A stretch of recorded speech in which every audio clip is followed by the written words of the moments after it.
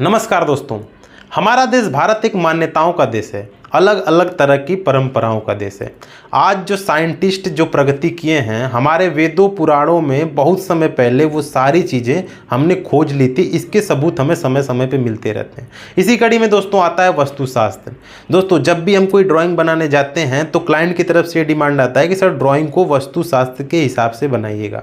ये बहुत ही कॉमन चीज़ है और आज के समय में सभी लोग अपना घर वास्तुशास्त्र के हिसाब से बनवाते हैं। तो अगर आप भी पॉजिटिव एनर्जी निगेटिव एनर्जी को मानते हैं, आप इस चीज़ को मानते हैं कि वास्तुशास्त्र एक चीज़ होती है जिससे हमें पॉजिटिव एनर्जी मिलती है, तो ये वीडियो आपके लिए है। इस वीडियो में हम आपको बताएंगे कि घर बनाते समय हमें सीढ़ी किस दिशा में रखनी चाहिए और सीढ़ी बनाते समय हमें कौन कौन सी चीज़ों का ध्यान रखना चाहिए जिससे हमें वास्तु की तरफ से हमारा घर बिल्कुल सही बने और हमारी सीढ़ी वास्तुशास्त्र के हिसाब से बने, बिल्कुल हर चीज़ उसका वास्तु के हिसाब से ही हो। तो दोस्तों ये वीडियो काफ़ी इंफॉर्मेटिव रहने वाली है। इससे पहले मैं आपको उससे कहना चाहूँगा कि हमारे चैनल को सब्सक्राइब कर दीजिए। वीडियो को अगर अच्छी लगे आपको तो लाइक करिएगा, इसे लास्ट तक देखिएगा, तभी आपको अच्छा नॉलेज ये पूरा मिल सकता है। तो दोस्तों शुरू करते हैं। घर बनाते समय हमें, जब हम जीना बनाते हैं तो हमें सबसे पहले इस चीज़ का ध्यान रखना चाहिए कि उसका डायरेक्शन कहाँ पे हम दे रहे हैं, मतलब किस दिशा में हम जीना को,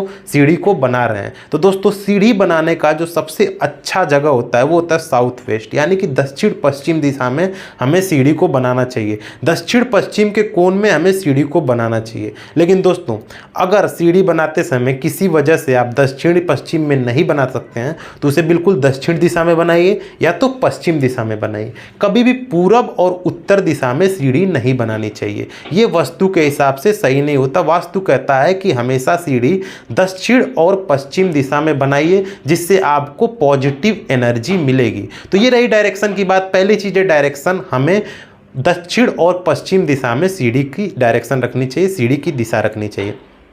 अब दूसरी चीज़ आती है कि सीढ़ी बनाते समय हमें ये चीज़ ध्यान रखनी चाहिए कि सीढ़ी हमेशा क्लॉकवाइज डायरेक्शन में बनाना चाहिए। यानी कि अगर हम सीढ़ी पे चढ़ रहे हैं तो हम सबसे पहले दाहिने मुड़ें, मतलब पहली जो मुड़ान आती है सीढ़ी की, जो चौकी आएगी उससे हम दाहिने मुड़े तो हम क्या होगा, क्लॉकवाइज डायरेक्शन में चलेंगे। तो सीढ़ी हमेशा क्लॉकवाइज डायरेक्शन में बनाना चाहिए। इससे क्या होता है दोस्तों कि वास्तु कहता है कि इससे आपको पॉजिटिव एनर्जी मिलती है। लेकिन इसका साइंटिफिक कारण भी एक है।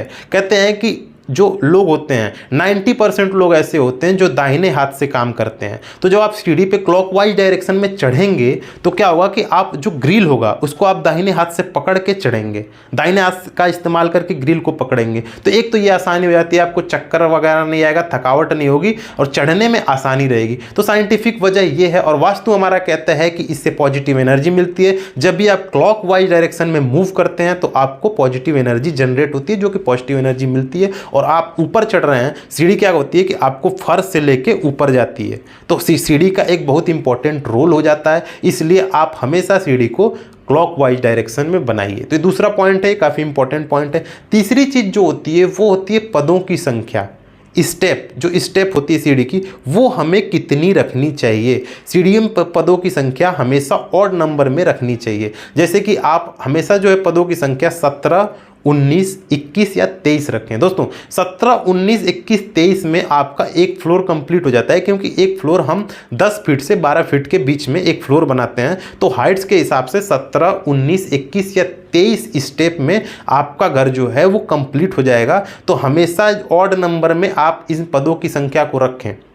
और एक मैं छोटी सी जानकारी आपको देना चाहूँगा, बहुत लोग इस चीज़ में कंफ्यूज रहते हैं कि पदों की गिनती हम कैसे करें, जो स्टेप होते हैं उनकी गिनती कैसे करें। बहुत लोग सोचते हैं कि फर्श को गिना जाए और छत को गिना जाए या फर्श और छत को छोड़ दिया जाए। तो दोस्तों पदों की संख्या गिनने के लिए क्या होता है, हमें राइजर गिनना चाहिए। मतलब सीढ़ी कितना उठी, अगर आप फर्श पे खड़े हैं और चढ़ रहे हैं तो फर्श को छोड़ दीजिए। अगर आप छत पे जा रहे हैं और आपका राइजर है ना, छत पे राइजर है, उसके बाद आप छत पे चढ़ रहे हैं तो आप उस राइजर को गिनिए। तो जितने राइजर होते हैं, जितनी जगह सीढ़ी की उठान होती है, उस चीज को हम गिनते हैं। पदों की संख्या उस चीज से हम निर्धारित करते हैं। तो ये चीज बहुत इंपॉर्टेंट है। बहुत लोग इस चीज में कंफ्यूज रहते हैं कि हम छत को लें या छोड़ें, फर्श को लें या छोड़ें। तो आप छत और फर्श के चक्कर में ना पड़िए। जितना आपका राइजर है उसको लीजिए, जितनी राइजर है उस संख्या को गिनिए। वो संख्या आपका 17, 19, 21 या 23 होनी चाहिए वास्तुशास्त्र के हिसाब से। और चौथी चीज दोस्तों मैं आपको बताना चाहूंगा कि सीढ़ी जो है हमेशा जो है कभी भी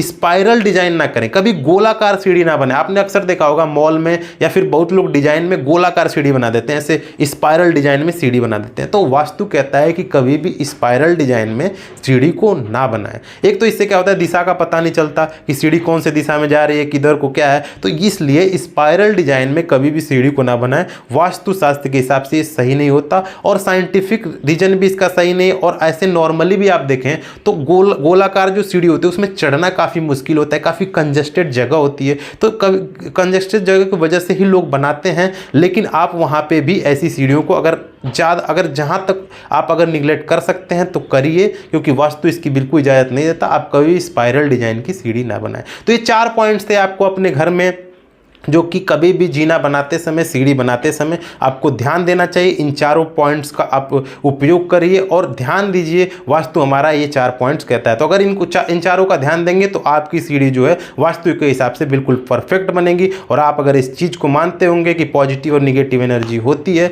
तो इस चीज़ का आपको लाभ मिलेगा। तो दोस्तों ये वीडियो कैसा लगा प्लीज़ हमें कमेंट करके बताएं, और इससे पहले हमारे चैनल को सब्सक्राइब कर दें, ज़्यादा से ज़्यादा लाइक करें, वीडियो को शेयर करें। और आपको अगर ये वीडियो अच्छी लगी हो तो इसे ज़्यादा से ज़्यादा शेयर करिए दोस्तों। और लास्ट तक देखने के लिए धन्यवाद। Thank you very much.